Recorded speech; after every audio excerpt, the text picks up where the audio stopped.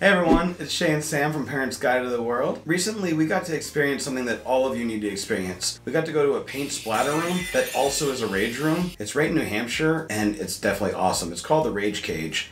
As we get into the rage room, both of the rage room and the paint rooms, in my opinion, are fairly reasonable price-wise. The pricing as of making this video. With the rage room, we got an hour, right, for that $40? Yep, it was 1 hour, and 1 hour for the paint room as well. So it's pretty decent. I mean, it is per person. You do need to make sure that you set up appointments to go to the paint room or the rage room. They're not just walk-ins. They do have some limited hours. Obviously, larger groups can be accepted in certain situations, but if you have like a really big group, you might not be able to all fit in one rage room. So definitely call ahead of time to check it out. And if you have another one in your area, check with them too, because obviously the rules are going to change from state to state, and rage room and paint room and everything. But the rage room was really cool. So the first thing that you get to do is you go in and you have like a set amount of stuff you can pick out. Now there's going to be some extras that if you want to spend some extra money you can. Also keep in mind this is something that we wish we did. You can bring your own stuff too. So I have like a haunted TV in the back room that I kind of wish I would have brought so I could destroy it. You basically can also buy like extra TVs there, extra printers if they have it. To start out with, you get like,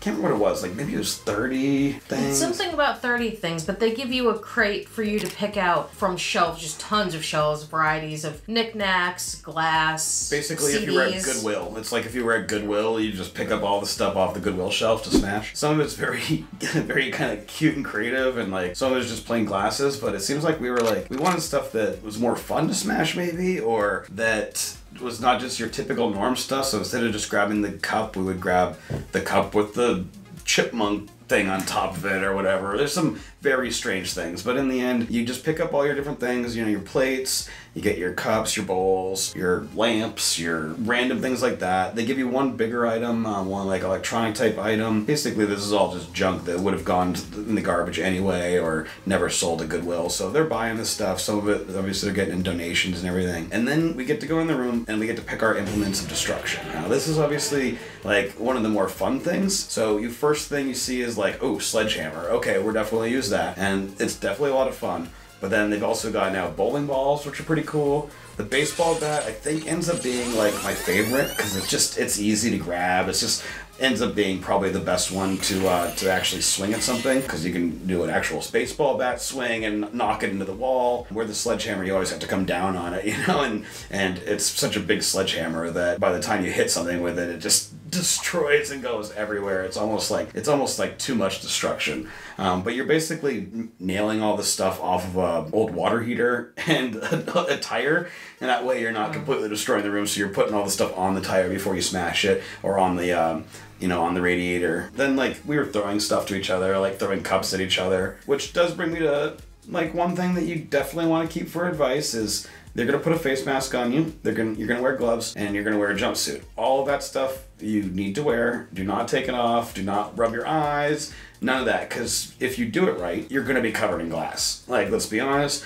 glass shards are gonna go flying everywhere. Even though we were quite protected and we didn't get any cuts or anything like that, I definitely found a couple pieces that were like in my hair. So you may want to even consider like wearing an old junk hat or something like that underneath the mask. I think that's something I would probably consider, maybe even a beanie or something. But you do get warm, it's sweaty, you're gonna really want to take that mask off. It's foggy and stuff, that's the only downside really, but it's not, trust me, you do not want to. The little tiny glass shards are going to be on everything. We definitely left with a lot of glass in our hair, a little bit in my shoes. I tried to keep all of that protected. The jumpsuits come in a ton of sizes. The face masks come in sizes for everybody, and that's all included as well. Definitely, you have to use the PPE there, though. It's not a choice, and trust me, after you do it, you'll understand why. They do also have a waiver and some information about safety. Make sure you take that seriously, because in the end, you are using implements of destruction to chunk glass around a room and hit it as hard as you can. I mean, it's so much fun,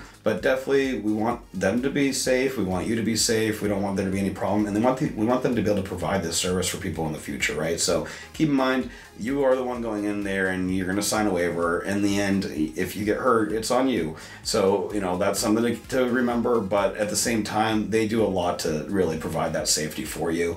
And I don't think that they really have very many incidents or anything in there. And some of the stuff I've seen people doing, people are getting creative. They're bringing in like entire sets of things to destroy. We saw these girls coming in after us that had like an entire like makeup of things that they were trying to destroy, all kind of like college drinking themed essentially. So it's definitely a fun place for like adults, college kids. I mean, we're older, I'm in my 40s, and it's definitely a place that I probably would have taken advantage of for a lot more of my life. In the end, it's a good place to get some stress out, you know, and have fun. So I think that I would recommend it to almost anyone. I want to take my kids out there as they grow up, but take it seriously, be safe about it. Something that's important to note, if you do go in as a large group, only 2 people are allowed in the room at any time. That's right. If when you're in there, it's not a huge space. So if you're swinging a sledgehammer, you need to be paying attention to the other people in the room. I definitely made sure I stood back in the corner while Shay was swinging. I did not get anywhere near him when he had it in his hand. So you do want to make sure that you watch out for that as well. If you do have the larger party that she was mentioning, just like something like if you're axe throwing, obviously you might have to take turns, right? But you have an hour. Now, if you have a really large party, what I would actually recommend is maybe trying to book both rooms at that point. That way you can split your parties up, because it's still the same cost per person. And even though you may not all be in the same room, the rooms are right next to each other. So if only 2 people could be in a room at a time and the other 4 to 6 of you are outside, you know, you can be planning your next level of destruction, your next thing, and watching your friends, taking pictures of them, because that's something that I wish we did more of, is the 2 of us were there and no one was really there to take pictures or video of us. And I kind of wish we had more of that, because it is pretty cool. And when you're in there, you don't want to dig your camera out and like with your glassy fingers and try to take pictures. We did, but it is definitely something that if you had that one guy on the side for a little while and then took places and took turns with him, you might get a little bit more memory and something to kind of like, you know, put on the end of these videos instead of you guys just watching us talk. No, and just like the paint room, it is a rage room, so obviously you're going to be taking out some frustrations. Make sure to bring your own music. They will actually connect that for you as well, so whatever your favorite jam to go ahead and break things to, you're going to want to bring that. Some nice jazz. Some nice jazz, absolutely. I'm just kidding. And then if you bring anybody in your party that doesn't want to participate, or you do have younger kids that actually are not allowed to, there are cameras, so you can see into the room, but they actually have it recorded as well, so you can sit and watch, you know, the rest of the people in your group go ahead and break things too safely. And when I said jazz, I obviously wasn't really serious. I recommend like some heavy metal, you know, some old school rock, something like that. But hey, if jazz is your thing, jazz it up. I think it'd actually be hilarious to watch somebody breaking stuff to jazz. Like, I'm coming up with another video idea right now. Please like and subscribe, and hey, check out this video right here. This is the sizzle reel that we were just talking about. Thanks, guys. Nice. Peace. Yo. Okay. Okay. That one was more of a struggle, I feel like. That's because I lost my place and I just started rambling. It's okay. But it's okay. We can cut some of it out if we have to. Yeah, whatever sounds like a repeat, we can just